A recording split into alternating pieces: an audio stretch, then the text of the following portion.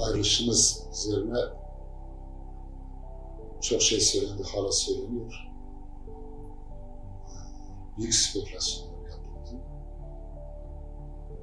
Örgüt dışından olumlu olumsuz tepkiler geldi. Hala da gündemdedir. Bu ayrılışımız sonrası. Tabii doğaldır bana göre. Çünkü PKK tarihinde ilk defa bu yoğunlukta bir yönetici kadro örgütten kopuyor, örgütten ayrılıyor. Bu nedenle de sonuçları tabii sarsıcı oldu, etkili oldu. Ayrılışımızı işte yazılarla kamuoyuna ulaştırmaya çalıştık. Ayrılış nedenlerimizi yazdık. Tek tek, toplu. Neden ayrıldığımızı ifade etmeye çalıştık. Öncelikle şunu belirtmekte yarar var. Bu ayrılan grup çok önceden örgüt içinde çelişkilerini bir araya getirmiş, çok homojen, ortak hareket eden ve ortak tavır koyan konumda değildi. Yani hem PKK sistemini bilenler böyle bir yönetici yapının fiziki koşullardan dolayı çok fazla bir araya gelmesi, yoğunlaşması, birlikte tartışmasının mümkün olmadığını bilirler. Hem de sistem bu tür şeylere zaten izin vermezdi. Ama özellikle 1999 yani İmralı sürecinin Sayın Hoca'nın esaretinden sonra başlayan İmralı sürecinin, oradan gelen tezlerin bu esaretle birlikte örgütün yaşaması gereken değişikliğin yaşanmamasını pek çok yönetici kadroyu düşündürdüğü, rahatsız ettiği örgütle çelişkilerinin başladığı da biliniyordu. Çünkü örgütte işler iyi gitmiyordu. Yani Kürdistan tarihinde bu kadar hızla büyüyen, gelişen, kitleselleşen, kurumlaşan, kendini uluslararası ağını taşıran ve 15 yıl kesintisiz savaş yürüten bir hareket daha yok gerçekten. Bütün eksiklerini, yanlışlarına, yani olumlu olumsuz yanlarına rağmen bir realite olarak PKK ve onun mücadelesi Kürdistan tarihinde çok özgün bir yere sahip. Dünya koşulları, bölgedeki gelişmeler, Kürt halkının beklentileri bu mücadeleye aktı, bu mücadelenin gelişmesine olanak sundu. Ancak 1999'la birlikte, özellikle 1999'la birlikte, öncesi olmakla beraber artık örgütün bir tıkanma noktasına gelip dayandığını, mevcut tarzını, örgütsel sistemini, dünya bakışını, yani ideolojik bakış açısını, ittifaklarını yeniden gözden geçirmesi, mücadele biçimini yeniden gözden geçirmesi gerekirdi.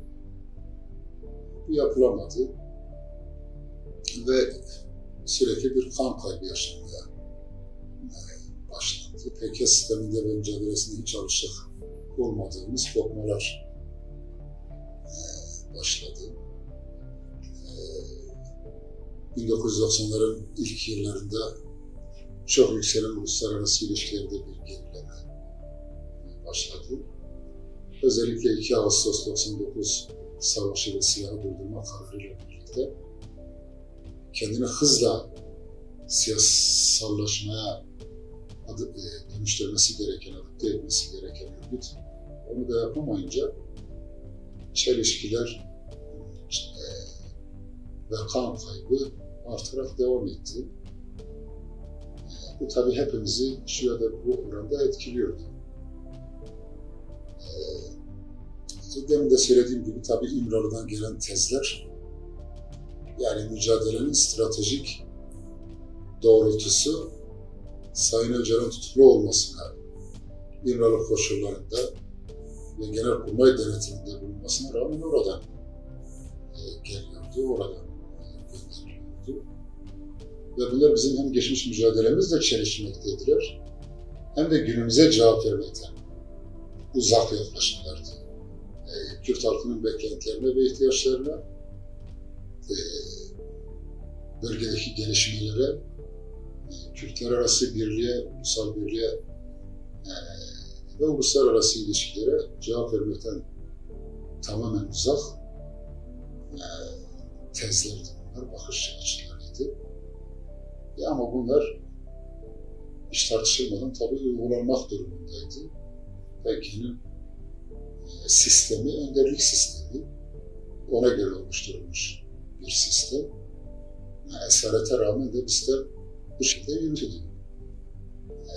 Bu durum dediğim gibi hem kan kaybına yol açıyordu, hem de değişim ihtiyacı kendini dayatıyordu. Bunu fark edenler de artık örgütle bir çelişki yaşamaya başladılar.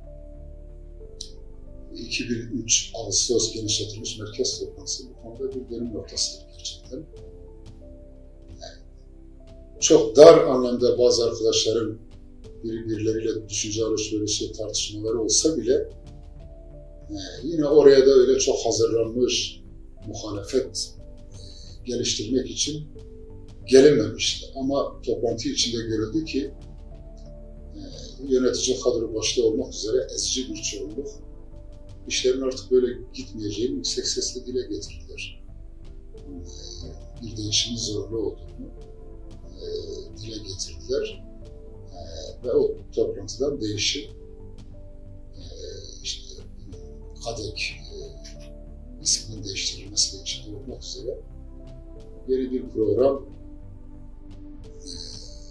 ve değişim hedefiyle